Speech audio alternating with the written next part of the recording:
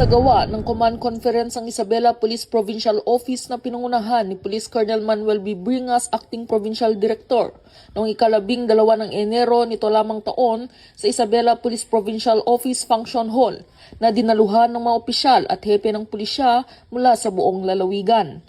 Sa nasabing aktibidad, ginawaran ng Certificates of Recognition ang mga natatanging police units, kabilang ang mga city at municipal police stations at ang Provincial Mobile Force Company bilang pagkilala sa kanilang mahusay na pagganap at operasyonal na tagumpay noong nakaraang taon.